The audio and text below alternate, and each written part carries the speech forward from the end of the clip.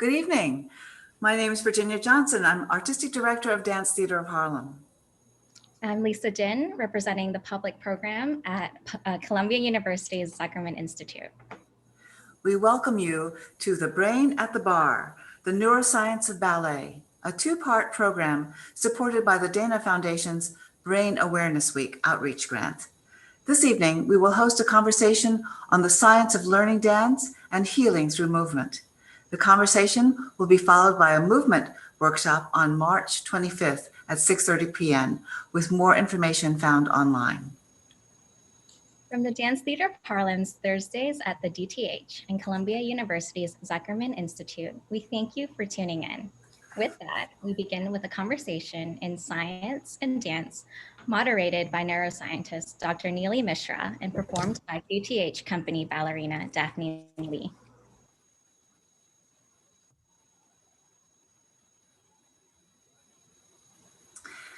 So for a couple of minutes, we're going to watch while Daphne warms up for this afternoon's event.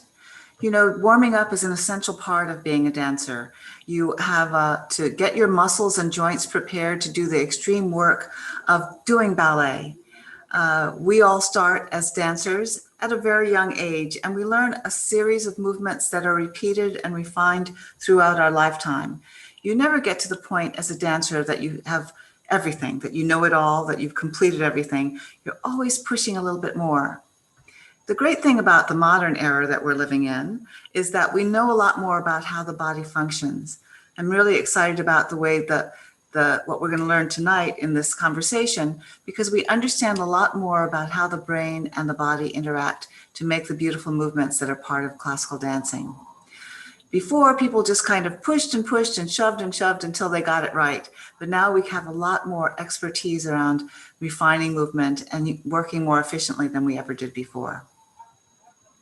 Daphne, of course, is going to be working on point, and that requires a lot of really refined knowledge in terms of body movement, in terms of strength, in terms of lifting away from the tips of your toes so that you're not injuring yourself. I think point work is one of the most exquisite parts of ballet, but it's not easy. Daphne has been studying her whole life. In fact, her mother was a teacher, and she trained her to dance really beautifully. And so Daphne has the skill to be able to do many movements that for an ordinary human being would be impossible. One of the things that we have to think about as dancers is not just building strength, but lengthening our muscles so that they'll become bulky. And so that's one of the things that you think about in ballet is always reaching from your center out to the tips of your fingers and toes, lifting your head as high as you can so your body becomes as long a line as possible.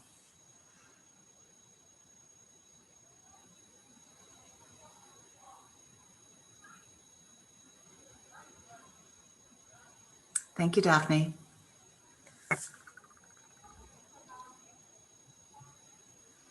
Thank you, Lisa, and thank you, Virginia. Good evening, everyone. My name is Neeli Mishra, and I would like to welcome you to tonight's event, The Brain at the Barre, the Neuroscience of Ballet. I would also like to introduce you to our dancer for the evening, Daphne Lee, who you just saw warming up. Daphne is a company artist with the Dance Theater of Harlem and will be performing for us at the end of tonight's event, so please stay tuned. I am a neuroscientist at Columbia University's Zuckerman Institute. However, previously, I used to be a ballet dancer as well. Neuroscience and ballet have been important parts of my life, and I have been interested and intrigued to bring public understanding to these two often opaque and highly technical fields. In 2020, with the Dance Theater of Harlem's company founder Arthur Mitchell's passing, the 100th anniversary of the Harlem Renaissance, and the 50th year anniversary of the Dance Theater of Harlem, we felt that there was no better time to introduce a new, creative event featuring dance and neuroscience to the world stage. Further, the COVID-19 global pandemic and increased public awareness in racial inequities have added layers to how we experience the arts and sciences. Today, we will host the first of two events. I now welcome internationally recognized choreographer Darrell Grand Moultrie, who will guide us through elements of dance on screen. I also welcome neuroscientist Leslie Sibener to discuss how our brains learn, produce, and practice movements, and how movement in the face of challenges like this particular time in history can serve as a therapeutic outlet. So welcome, Darrell, Leslie, and Daphne. Thank you for joining us in tonight's conversation. Good evening. So I really wanted to start by just a quick introduction for our audience. Darrell, could you tell us about your background in choreography and your work with the Dance Theater of Harlem?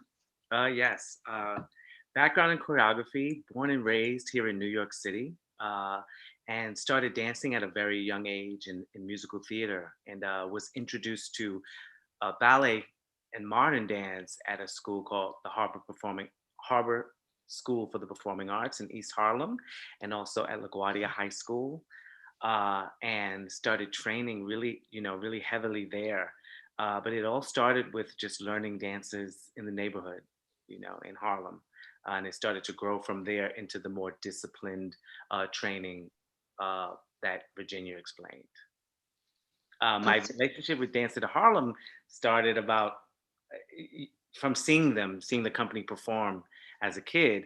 But in 2014, I got to set my first work on the main company, and before that on the school. So we started building this relationship of me working with their dancers from then. That's amazing. Yeah. And we'll talk much more about this in tonight's conversation. Yes. We'll now move on to Leslie. So Leslie, could you share a bit about your background as a neuroscientist and how you got interested in studying movement? Yeah, thanks so much, Neeli, for introducing me and everyone else at DTH. Super excited to be here. And I guess neuroscience for me started when I was, just a kid, because both of my parents are scientists as well. So science is something that was just always around. I remember early memories of, eating off of placemats that had periodic tables or the solar system on it or something like that. And so, science was just normal to have around the house. And so listening to my parents and their friends talking about science turned into me just being just as curious as ever about my environment. And I think the brain for me was just this kind of uncharted territory that was so mystical in its way of having so much of your own identity tangled up inside of it, your emotions and your memories and everything that it does to be able to allow you to express yourself through your behavior, through your movements. Really, it's the way that you interact with the world. And so I think that that's really what led me to be here. I'm also at Columbia at the Zuckerman Institute, just like Neeli, and I've been here for the past 4 years and absolutely loving just thinking about the brain and behavior and how it allows you to live your life every day. Yep, I can definitely relate. Yeah, neuroscience is a very unknown and uncharted territory, and it's a lot of fun to study. And so we'll move on to our last participant in the conversation today, Daphne, who, like I mentioned, you saw performing earlier today. So Daphne, do you mind sharing a bit about your background and how you became a professional ballet dancer? Absolutely. I started dancing from a very young age because my mother was a former dancer and dance educator. So again, I was surrounded by it. But the interesting fact about me was that it was not something I thought I was going to do. I thought I would go into medicine. So it wasn't until the age of 18 that I decided to audition and see if I really had any talent, just kind of second guessing myself. But I went on to train at Fordham University, and then I ended up getting into a modern company there. And that became my first profession, and then slowly transitioning through many different companies and opportunities, which led me to Dance Theater of Harlem. My connection to Dance Theater of Harlem, even though I'm in my 3rd season, I knew Dance Theater of Harlem from very young because my mother also trained here at the Dance Theater of Harlem School. So I am very familiar with the organization from a little person and also attended many of the summer programs. So I have a long connection between that, and that's pretty much been my background. That's so interesting. It seems like all 3 of you have very strong experiences from your childhood, and it's inspired you to become the type of person you are today and to kind of study or practice the things that you're practicing now. So that actually transitions into what we wanted to talk about in tonight's conversation. So Darrell and Daphne, I was curious how you two work together to teach and learn a new piece of choreography. Yeah, it's very interesting, and it's very unique to each dancer, and their way of working and the way the choreographer works. So a lot of times I talk about the root.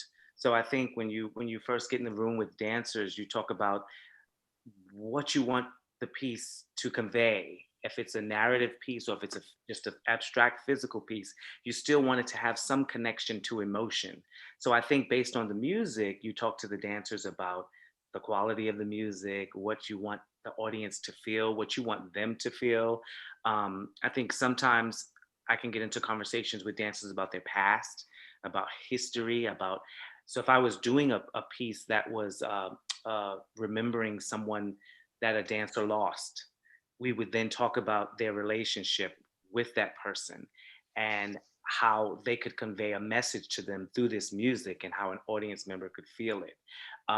If it's music that's based in rhythm, we could talk about the music and how it makes you feel, and how in doing different qualities physically, how they're going to express it with their bodies and finding ways of doing that. So for me, that's how the process starts, usually with us discussing either the feelings that we want to convey, the story, or how we're going to transfer this music into physical movement that will then transfer to an audience. And Daphne, how does it work on your end? Well, I think I'm very lucky because I have the privilege of knowing Darrell for a minute now. So I know his process, I know he knows me, and I know he knows how I am throughout emotionally. But the beauty about being a dancer is that you are the canvas, and a choreographer like Darrell has a very strong vision. So that being said, when you're working with him, you're listening for his cues, and you're doing the best to create and really interpret his vision to the fullest extent. And whether that comes with sound effects, whether that comes with a story like he mentioned, whether that comes from, go back, do it again, I need more from you, you get that experience. And again, every choreographer is unique. Some choreographers have something in mind, left foot, right foot, wave your hands, you do it. But choreographers like Darrell really pull something out of you, and he gets you to become that vision of what he wants. And it's beautiful. Yeah, I mean, that sounds really amazing. So Leslie, do you think that there is some sort of neuroscientific reason of how this synergy works? Like, how can this information be transferred from a choreographer to a dancer and kind of be understood as the same kind of language? Yeah, I think it's been exactly just what Darrell and Daphne are talking about. There's kind of this goal that you have in mind. Darrell has the idea of exactly what he wants the dancers to be doing and is able to communicate that to Daphne, and Daphne will know, like, oh, I totally got it right, or oh no, like I missed that step or something and I need to go back and practice more. And so in your brain, there's a lot of complicated wiring and signaling that goes into registering, oh, did I do this correctly or did I not? And so I have a couple of slides to explain some of these concepts that I think will come up in just a second. But basically, what I study is motor learning. And so what is that really in the terms that maybe Darrell and Daphne and dancers alike are used to? So basically, whenever you're learning choreography, you're learning these certain steps and these certain movements with your body. And initially, when you're starting, you're going to be, just like Lisa Simpson over here, stumbling all over your feet. But eventually, with time and practice, you're going to be able to reach this really high level of performance where you're just doing these exquisite things with your body and not having to invest so much time and energy into it. And so when you're doing this transition, you can actually quantify the changes that are going on, either in your movements themselves or in the activity of your brain. And so when you're starting to learn these things, you're going to have a really high variability of all your movements. You're going to not be able to control where your limbs are in space as well. And over time, you'll be able to have much better control. So your movements will be precise with low variability. But eventually, that will go down and the accuracy is going to go way up.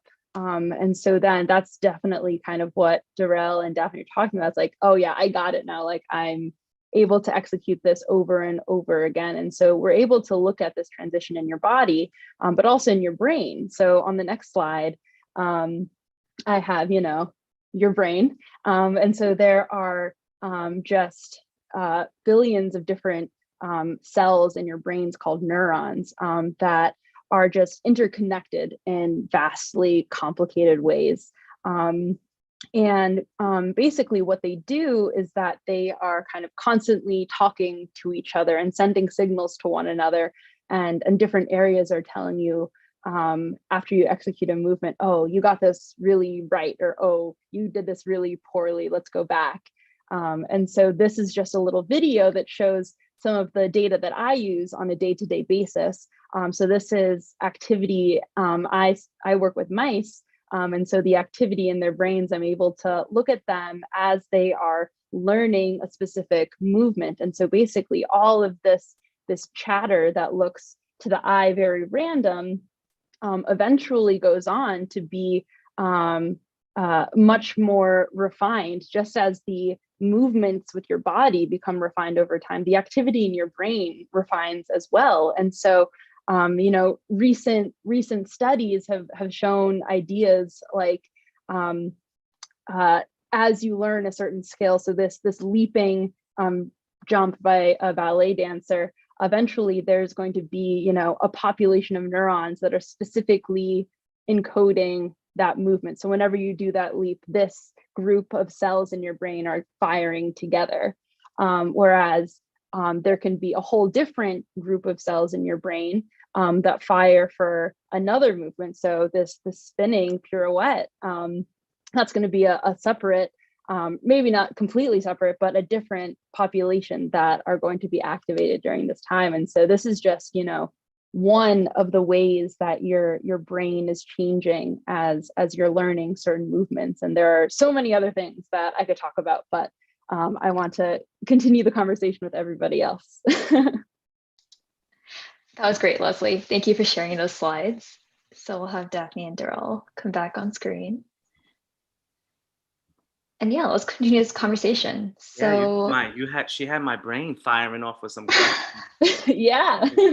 Yeah, that's pretty awesome. Yeah. Yeah, so it's really interesting. And all three of you spoke about practicing and training.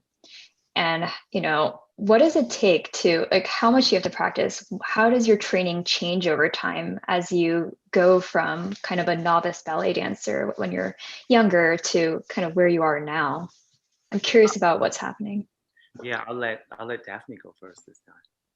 Yeah, when you're 3 years old, you're more focusing on things like rhythms and colors and being able to jump over a little dot on the floor and being in rhythm, staying in line with your friends, that kind of thing. Left foot, right foot, jump here, jump there. But as you continue to grow and you're learning the mechanics of whatever you're studying, whether it's ballet, type jazz, modern hip hop, all of a sudden you're creating routines. So now you learn how to retain information quite quickly. But then as you continue to transfer from student to professional, now you're working on, like I said, becoming that canvas. Now you're working on being able to translate what the choreographer wants and what story you're telling, whether you're dancing with Beyonce, whether you're doing Broadway, telling a story, or becoming a classical ballerina where you have to think about what does this gesture say to the audience? How do I interpret the choreographer's vision? That takes a lot of practice, and that also takes experience. You have to be on the stage to kind of figure it out so your body can figure out whether, okay, I need to do these exact steps to make sure I don't get injured, but I also need to perform and make it look effortless for the audience. So there's so many things that you're practicing. And then again, through time, I'm not the same dancer I was when I was 18. I'm not the same dancer I was when I was 21 or 25. So your body changes and you adapt to how that actually works, but your storytelling continues to reach new heights.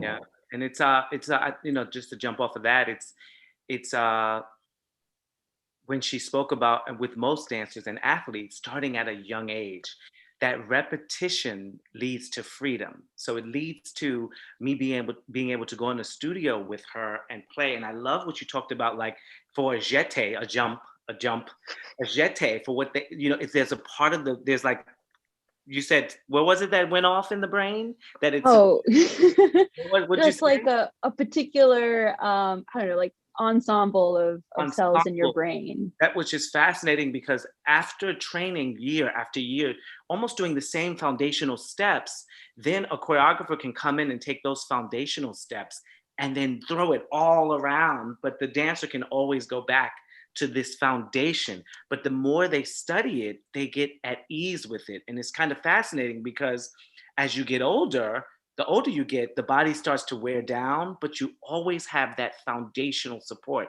that's almost in your brain, in your body, in your cells. So it's just exciting. I'm interested to hear, I would like to just hear more about that. And you know how Yeah. football players, their brains, a lot of them are donating their brains for study. I would Hmm. love to see the brain of a dancer. Dancers can pack in so much information that you can then tell them on the spot, change it, do this, don't do that. And they'll do it so fast. So it's fascinating. Yeah. Yeah. And just when you were saying that, Darrell, like, yeah, these dancers, you all learn so many different complex moves, and then you're able, like you said, to kind of just piece them together in so many different ways. And now you're so trained and you can do them so well, you can flexibly just switch between all of these things really fast. And that's something that, a lot of different labs are looking at, about kind of this flexible switching between doing one movement and then being able to change on a dime. And really this like goes beyond the studio where you practice, but even in day-to-day life, everyone is doing this in their movements. You're able to switch to say, oh, I want to reach for this glass of water. Oh, I need to brush something out of my eye. Oh, there's a red light, I need to stop walking. Now it's green, I can go. All of these are different movements that, just like you're saying, you learn and you internalize so early in life. And this constant switching back and forth, it's something that we all do just constantly throughout the day. And another, I don't want to go on too crazy, but this is exciting. It's a question I have. It's like you said so much is going on in our brains, thousands and thousands of just signals. But I think when I say from the repetition we find freedom, it's that when a dancer gets that, and you don't get it much in your career, those performances you never forget. I think it's the goal of the choreographer is to actually almost move the brain to a meditative state. So almost like do our best to stop all the signals and get the dancer to focus in. Some of the best performances a dancer can have is when they erase everybody and they're in we call it the zone. And I think for a choreographer, it's our job. We're trying to get the noise to stop. What is your idea of that? Is that something that would make sense? Yeah, I think so. That's not something that I like study, but I think that there are labs out there. I think the term, Neeli, maybe you also know, is that there's this term called like flow. It's like this state of like mental flow where you are like, just like what you're saying, you're in the zone, and something, it feels different. Something is totally overcoming you and you feel it in your body as you're doing this. And for some people it's while they're dancing. For other people it's when you're listening to music, or you're writing, or you're coding or something. Like some people just like experience this zone and this flow at totally different times. And I don't know exactly what's going on in the brain when that's happening, but maybe we'll find out sometime. Yeah. Yeah, just adding in one thing is there are definitely labs that are studying meditation and related things. And just like Leslie was saying, you can get to this meditative state not only by, sitting on a meditation cushion and trying to turn off your brain. You can definitely do it through movement and through dance. Yes. And we'll definitely talk more about this towards the end of today's conversation. We're going to talk about dance as therapy. But Daphne, do you have anything to add to this? Just really quickly piggybacking on all of what they were saying, just thinking about being in the audience too as a dancer and watching dance, and how sometimes I twitch and because I can feel the movement so well. So just also being a dancer, watching dance, choreographing, just how that all connects in the brain for me. It's just like, it's separate events, but it's actually just one giant thing and one giant moment of being in the zone, especially when Darrell goes through different characters with me. I'm thinking about how can I get to that final point where you're not thinking about anything at all. So again, just really, really beautiful stuff, what happens, and it's fascinating. Yeah, that just totally reminds me of this particular neuroscience finding that it's called mirror neurons. And so just what you were describing, how you're a dancer and you're sitting in the audience and you're watching a dancer actually perform. So it's been like seen in the lab that there are these things called mirror neurons that that fire in the same way as you are watching somebody perform a movement, in the same way as if you were performing it yourself. So there's definitely, you know, something very interesting going on there. And so the fact that you kind of bring that up as it's a way for you to, another way for you to engage with the material, is that, yeah, there's so many different layers to kind of trying to figure out how you want to do the dance yourself. You can look at it from many different perspectives. Mm-hmm. Wow. Yeah, so I think all of this segues really well into the next segment of our conversation, which is actually a little bit more physical. So Darrell and Daphne, if you guys don't mind, do you mind just giving all of us a demo of how Darrell would teach some choreography to Daphne and the back and forth process? A demo, yes. We're going to give you a glimpse of our lives right now. Very exciting. Let's have some fun. Come on, let's see what we got. It's really, first of all, it's really good to see you, Daphne. Like, I haven't seen you in so long. It was just nice to just see you in the dance studio. So let's just go through the beginning of the solo and just see. Let me see some of that up. Let me see if I can make you larger on my screen. Yeah, there. Nice. So she starts with the shenanigans. It's soft. Yeah, beautiful.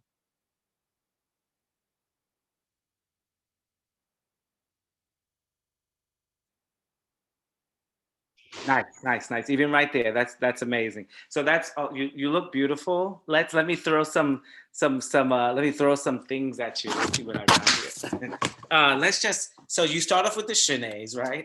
What I'm gonna do is just add in some choreography for her that she has not even come closer to the screen. Maybe I can show you some arm stuff. Yeah.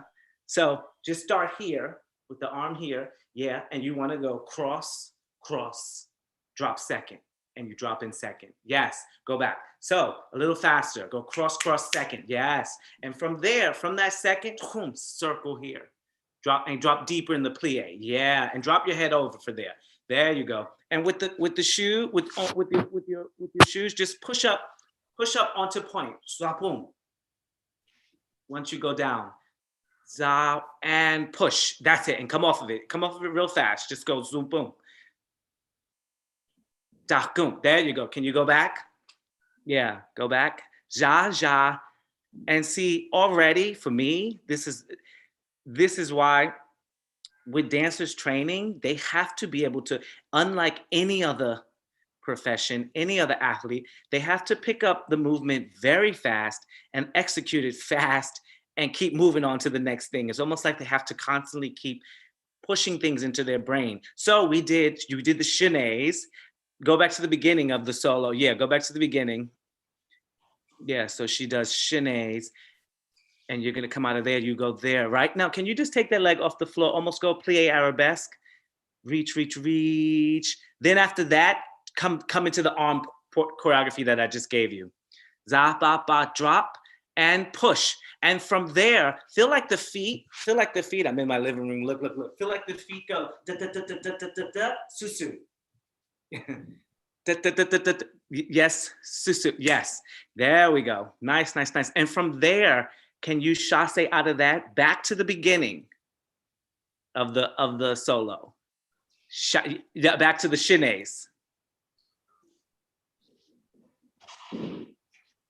She goes ja, and she goes back to the nice, and then keep going as if I didn't insert that at all.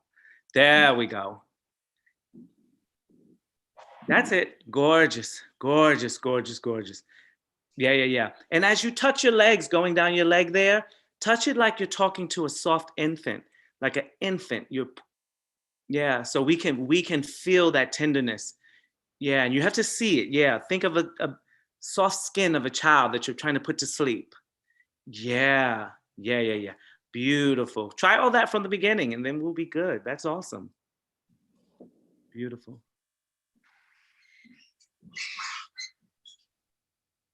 Take your time.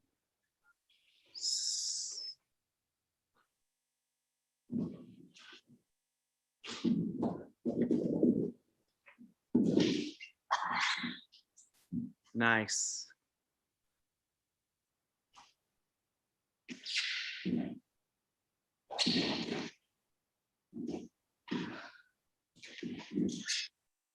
And soft. Yeah. Softer. There you go. Yeah. Lovely, lovely. Yeah, thank you. Yeah, lovely, lovely. I could keep going all day, so y'all let me know.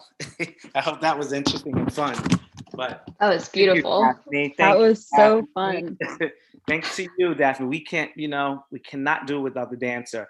And even that moment of her touching, again, it's almost like if I can convey it into her brain to erase everyone watching her and just think about that baby's skin, that's that meditative moment where we get pulled into her quality. And that's a choreographer's job, is to get into the head of the dancer and try every description, anything we can do to get them to find the quality we want to convey to you. And she just did that so beautiful. And thank you, Daphne. Yeah. And she's one of those dancers that can tap into, and maybe it is because she's been exposed to dance for so many years. Again, the repetition, that it's very easy for her to move into a space of another person, another character. She's not afraid to express emotion, which is another part of it. So thank you, Daphne. Thank you. Yeah, thank you, Darrell, too. I want to share something like a little inside note for me is the emotional factor. That varies day to day. Even when you're performing, there are days where you're fully in it and you're fully committed. There are other days where you're like, I'm tired, or you're just not in the right mode. But you use that to then affect how you're able to transform into a different character, or an exaggeration of yourself, as one person would tell me. So I think that there's a beauty in that context as well. Like, Darrell can give me something, but if I'm angry, it may be very different. Or if I'm a little bit behind and I had pizza right before the show, then I'm gonna lag a little bit differently. But I love how when you get to that freedom, like Darrell said, when you get to that professional artistry, you're able to just do whatever with it. And it'll look different in every location. It may look different in Colorado than it does in Paris, France. So it's something unique about that tangible experience and that kinetic exchange. Yeah, I actually have a question that just came to mind during your back and forth just now. Is that so Darrell, when you were kind of giving your initial like new cues, you were using all of these like verbal sounds of I can't imitate them, they're totally you. But I'm kind of curious, Daphne, when you're getting the new information, the new move, and you're practicing it, are you also kind of like making those sounds in your head? Like, are you using the same cues that Darrell is giving you as you're moving, or are you kind of taking your own spin on it and thinking something else? For me personally, that depends on the choreographer. Because I know Darrell quite well, that I hear it. I can hear it and I can feel him saying oohs into them, even softer, like with the tone of his voice. Other choreographers, if you're new with them or they don't kind of give you those cues, I do my own thing. And then the choreographer will let me know whether, Daphne, that's great, or tone down, or add more. But I think that's the beauty about being an artist. You have to figure that out. You have to do your research with the choreographer. I know Darrell's work in many different facets in addition to being on point shoots. So I know exactly where the accents are. I know his rhythm since ga-ga-gum, ga-ga-gum. I know that he has that Harlem swag in there. So you just automatically pick that up. But you have to be able to be open. And you have to be able to accept that with every different choreographer and yourself. Every day may be different. If I wasn't in the mood today, it would have been different. So I think that's the beauty about having that artistry and being able to tell yourself what you think it is and what they actually want from you. Yeah. I have another question. I don't, Yeah, Neeli, go if you have for it. something that, yeah, I guess, I don't know. So for some reason, I'm also starting to think about how you, right now we're talking a lot about, one dancer learning moves just by themselves and learning the choreography so that they can execute. And I'm curious how that changes once you're with other dancers. So like when maybe like part of it, you all are doing the same choreography, and is there like yet another level of internalizing and like feeling the group or something? I'm just curious, like what is that like, and just what happens next? Yeah, absolutely. That will vary because everybody picks up differently. Everybody interprets movement differently. So I saw Darrell do this and this, somebody else would see him do this and this, and we have to get on the same page. So it takes a little bit of rounding up the cattle in terms of getting us to be one big giant image of what it wants it to be, unless the choreographer is specific about the dancers being individual. So yes, sometimes it takes even longer to learn choreography because you're with other dancers. You have to be able to figure out, what did he say? Is this the right foot? How are you doing it? How are you hearing it? We didn't even have music yet. So there's so many different layers that come on top of it while still trying to figure out his vision. But I can let Darrell speak more on what it's like teaching a solo where you can master and I can take time versus having 20 dancers in the room. Yeah. 20 dancers is literally trying to get 20 brains and hearts on the same page. So that's where you're good cop, bad cop. You have the rehearsal director with you, who is like, no, it wasn't this, it was that, so it's those people who help you get these brains and these hearts together. So again, the way I just described that to her, I would describe the same thing to 20, if it was a group of 20 dancers, and it's our job to get them all on the same page or on the same wavelength of trying to express that beauty. And then the music will help us with timing, or sometimes you can see when a group of dancers with no music, if there was no music and they had to dance in sync, you could see after time, they start to realize how each other breathes. Their brains start to get on that same wavelength together. And you can watch 20 dancers move together, and it's a magical thing how they start to come together after time, and then some people, that's why as partners and duets, they have a synergy because they've been working together for so long. They know when the other one's going to breathe a certain way, or when they start to learn how each other moves. So the longer the dancers are around each other, they start to learn each other's habits and musicalities. And so it's different. With one person, it's so much easier. With 20, that's 20 times you got to get into their head and get them on the same page. Yeah. I that just made me think about,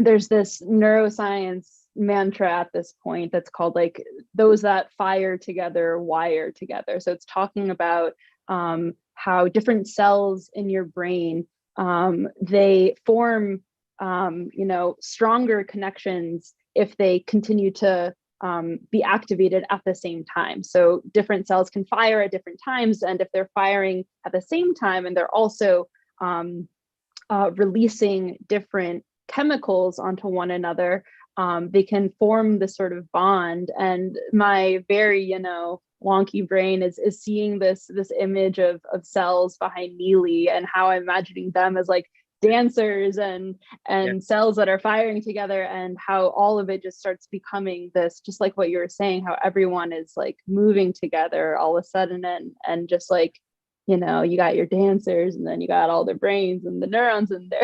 And it's just everything. I guess the larger concept that I'm thinking about right now, it's called plasticity. So the connections between your different cells, they get stronger if they are firing together in this way. And so that's just what came to mind when you started talking about dancers suddenly clicking in a certain way, and it's happening, and you can tell. Love how we can say it from our angle, and then you give it to us from your angle, and it's really cool to hear. It's something that's been going on for centuries. It's been going on forever. Definitely. Yeah. Okay, so that was a super interesting conversation, and we'll have all of you back for the question and answer in just a couple of minutes. But now we will have Daphne perform. So Daphne will go back on stage and will perform a piece of choreography that was choreographed by Darrell. So Darrell choreographed Soul of the Hood to the jazz standard My Funny Valentine. The streaming rights to this music are restricted, so we're unable to play it on this platform, but I'm sure we will all still love and enjoy Daphne's beautiful movements even without the music tonight. So I'll hand it off to Daphne.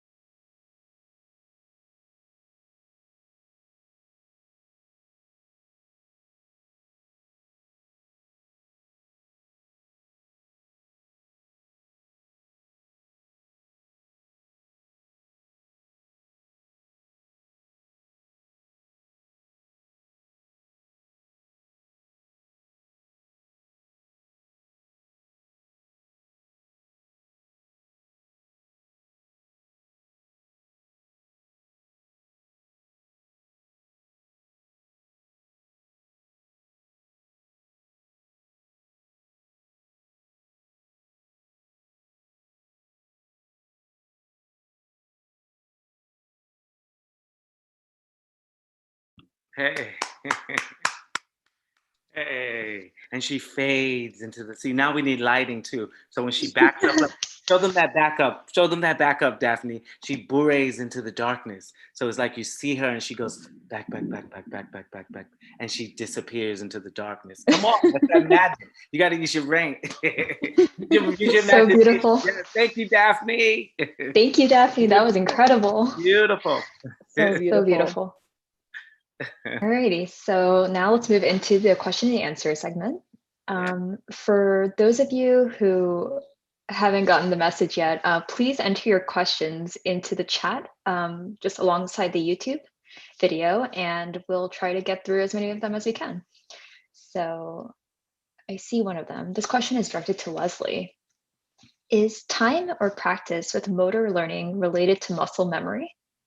Okay, that's a great question. I remember when I was in undergrad, and we were learning about the motor cortex, so the part of your cortex that is one of the key players in movement initiation. I remember the professor saying, "Oh, it's not really muscle memory; it's cerebellar memory. And so the cerebellum is another part of your brain. And I think I would append even my previous professor's comment in saying it's not just the cerebellum, but there's this vast network that's related with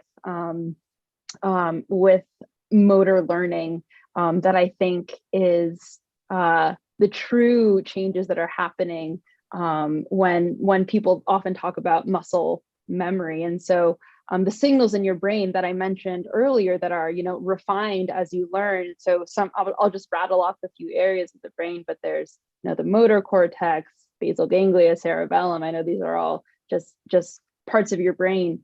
But there are specific cells that send signals to your periphery. So that actually send the signals to your muscles to contract and relax, that are controlling your actual movements. And so as that movement is being refined in your neural circuits, the signals that are then being sent out to your periphery for your muscles that are then generating the movements, that is what's really happening. And so time and practice definitely goes into muscle memory. And I think that strengthening of these different pathways in your brain then go on to strengthen your ability to kind of do these movements at the drop of a dime or something that I think people typically think about when they think about muscle memory. Oh, I haven't done this this move in years, or like I haven't ridden a bike in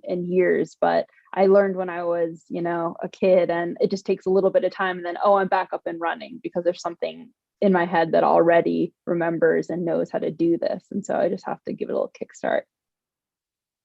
Yeah, do you guys think this extends to choreography? If, let's say, Daphne learned a piece of choreography from Darrell maybe 5 years ago, is there something that can just, even if you haven't practiced it in 5 years, are there some cues that just remind you of this choreography and you can just like execute it almost flawlessly even 5 years later? Yes and no. Yeah. Depends on if I like the choreography and if I remember.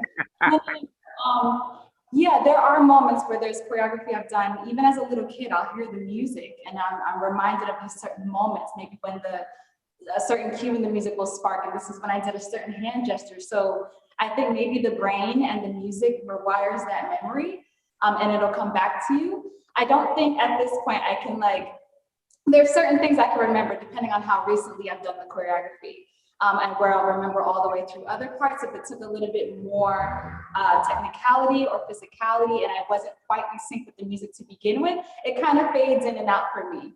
But it really depends on certain choreography will just stick and I will remember it till Kingdom Come. And there's other pieces where I'm like, oh no, I forgot.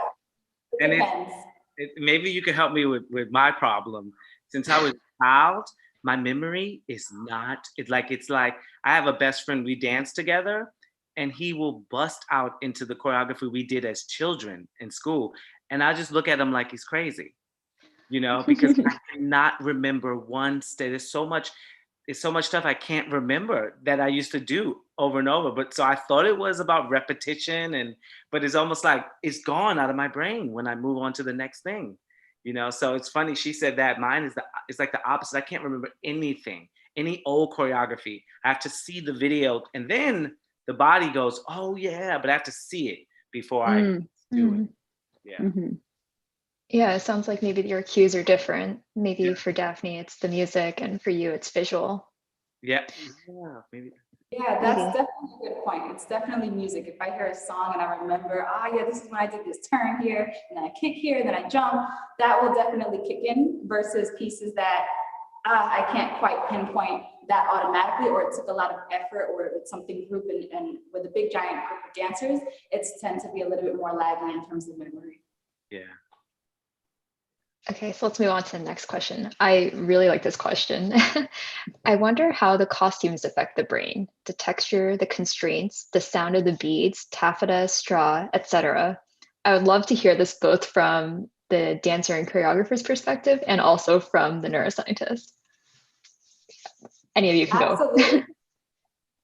Absolutely. Yeah, when you're thinking about classical ballets and you're wearing a tutu, which is essentially a corset, and then this 14-inch fabric that's sticking out with a little itchy bum, it absolutely affects you. Also thinking about the shoes women wear. Certain movements, in point shoes are forever different and feels very different throughout the day, throughout the time of year. And then you're adding that on with the costume, you're adding that on with the music, you perform completely differently. And I think that's why you always have dress rehearsals and tech rehearsals with those costumes to get your body ready for that. It absolutely depends. And then sometimes the costume enhances your performance as well. If there's a skirt attached for some of the ladies, or even men, if the men have to move in a big skirt, how does that make them feel? How does that make them move? It creates an exaggeration of what you're telling. So it becomes a part of you, and you have to work that into how you're moving. Yeah, and same, I think I'm with her with that. I think as a choreographer, my big thing is that what I've learned is that if the dancers feel like they look good, they dance better. When they feel like, ew, what are we wearing? Or this is too heavy, then you start to see your choreography looks different. So there's something about that, how looking good and that confidence, and they execute the movement differently. Yeah, so that's very interesting. Yeah, that reminds me a lot of so in motor learning kind of experiments, one very common thing that you might do are things called perturbations. So basically, you've taught a person how to reach in a certain direction, then all of a sudden you put a force field in it so that it's going to move whatever they do slightly to the left or slightly to the right, and they have to figure out how to correct that movement. So this kind of reminds me of that. It's like, okay, you learn the dance in some way, and you know how to do it with just in your regular like practice leotards and everything, and then all of a sudden you have this maybe sometimes very large, heavy thing on you that's really going to perturb your movements. You're going to have to figure out a different, almost like a different way to actually move. And so this is like that's a very fun question,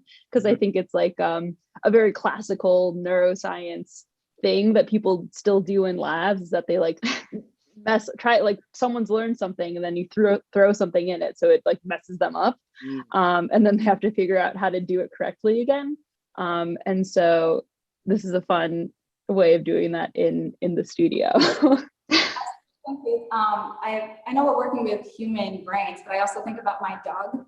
When I'm walking my dog, that's normal. But as soon as you put a jacket on him, he just looks at you like, I'm not walking out in this constricted space. And as a dancer, you're also thinking about, Dance Theater of Harlem, we are a touring company. So we're not even taking into consideration the different theaters that we have. In Italy, all the stages are raised. In Colorado, the elevation is higher, so there's less oxygen. So everything is affecting, in addition to your costume, in addition to point shoes, in addition to how you function throughout that day, there's so many different factors that then again changes up how you go through that movement. Yeah, definitely. All right, it looks like we might have time for one more question. Let me try to find a good one. They're all good. Okay, this one was actually directed towards all of you, so maybe it's would be a good option. I'm curious what happens when a dancer forgets a move or makes a mistake. What happens physically and what happens neurologically? Yes, so in my previous experiences, and even you can say now, because you're going to make mistakes. The beauty about being a dancer and knowing the choreography is that the audience doesn't know the choreography many times. So if there's a moment where I've had, brain farts on stage, your body will sometimes automatically go into that movement because you've been rehearsing it for so long. Or what you do is you add elements of improv. There's been moments where my partner didn't come out on stage and I needed to work with him in that moment. So then my body immediately just went into, okay, you're going to improv this entire thing. Again, the audience didn't know, but I don't know, I think it's, Darrell can talk on this too, but I think you just learn how to adjust to the next thing because you're on stage, you're being watched. Now, when you have a moment where it's physical, like I've fallen on stage, you just get back up. I think you just get back up and you just keep moving. And I think they ingrain that with you as a child. Like if something happens, you keep going as best you can and you just pick up where you left off. So. And again, I'm fascinated by dancers and how they all react, because what she described when I was dancing, I was the type of person, if I had a brain freeze or whatever, I would literally freeze on stage. And I think because I was such a machine, like I had worked so much and I learned it. If it went awry on stage, the audience saw it. There was no improving and trying to like jazz it up and make it. I would just stand there. You know what I mean? So that's why I love when it happens to dancers. I actually secretly like to watch how they're gonna get out of it, because I know how I would have gotten out of it. So I'm always amazed when dancers can like get up and sometimes they'll know exactly where to keep going and right in the flow of the choreography. But I was the opposite. I just be like, so again, it's like two different versions of it, you know?